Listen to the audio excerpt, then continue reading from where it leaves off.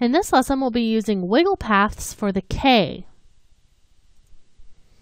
Okay, so let's go ahead and open up our letter K composition. We'll go ahead and double click that. And I want to use wiggle paths on this piece right here, kind of this diagonal bit.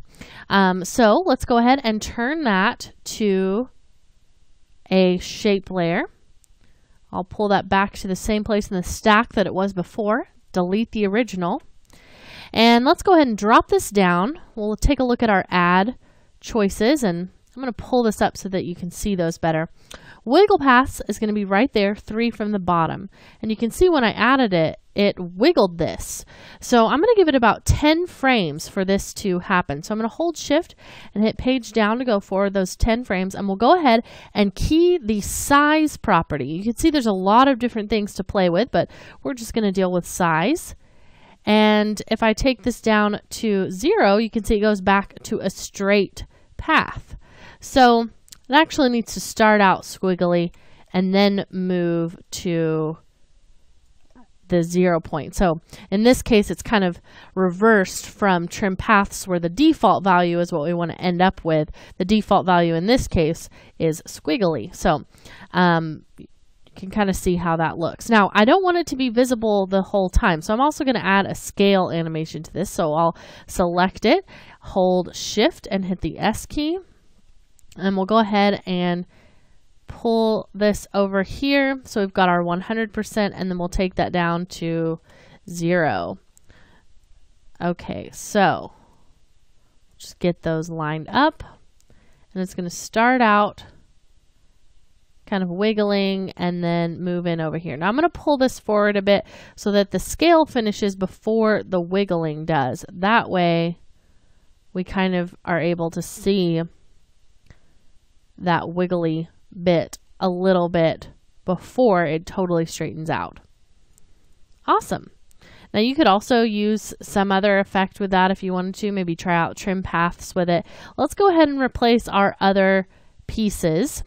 So we'll come in here, go to our pieces comps, and we'll come down to our half hoop, alt drag down the K half hoop. We'll alt drag down the K X cross. And we'll grab our K circle, alt dragging down.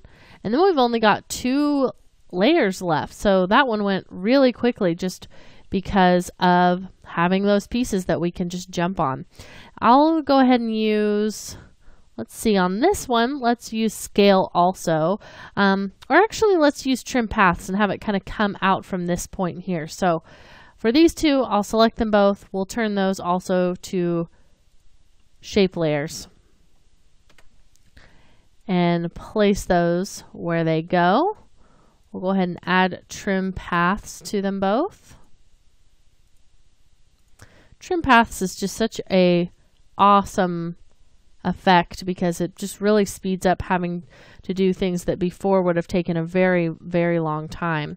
So I'm going to move forward 10 frames, just holding shift and hitting page down. And we'll go ahead and key the end properties of both of those trim path effects at 100% on that 10th frame. And then we'll take them down to 0% on the first frame. So it's going to look like this when you're first starting out. Now, interesting thing, I don't have any kind of a problem with this line going down, but this one coming from the outside, I don't like as much. I think it would look better if it came out from here. So what do we do in that case? Well, let's turn our start. Actually, we're going to be on this layer right here. We'll turn our start up to 100. So it's going to start there, and then we're going to take our end up to 100. So now you'll see it's starting from this corner.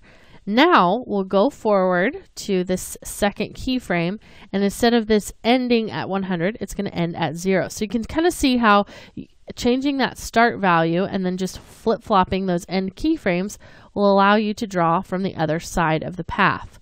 So you can kind of see, let's see, about right there is when I want that one to start because I want it to look like it's coming out from the other layer.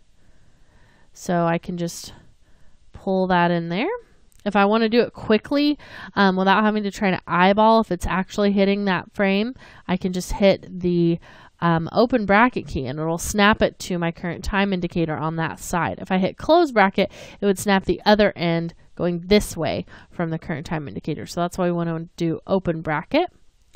And I want to just kind of come in right about here when this starts to come through, and we'll make our other layer kind of start at that point. And then right about here is when I want the circle to come out.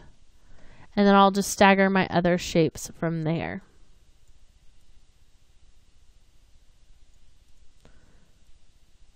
Very cool. Let's go ahead and turn on our collapse transformations for our other shapes.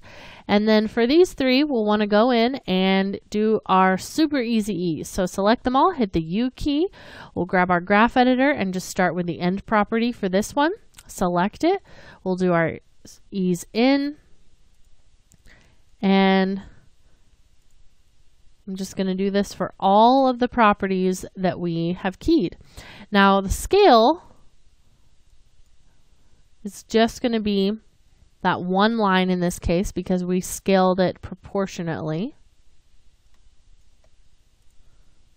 Same for this one. Okay, so very nice. Let's turn on our motion blur and our main motion blur switch. And it looks like we're getting just a tiny little bit of an issue up here. So we'll want to come in and pull all three. We'll actually want to grab all of these and pull it all forward one frame.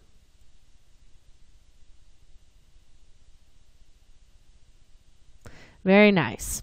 Okay, that about does it for the K. There's not a whole lot really to work with there. We don't have a lot of shapes. We're going to come in our next lesson and work with a letter that has even fewer shapes, but use yet another effect. It's going to be the pucker and bloat effect. So stick around and we'll be doing that with the letter N in the next lesson.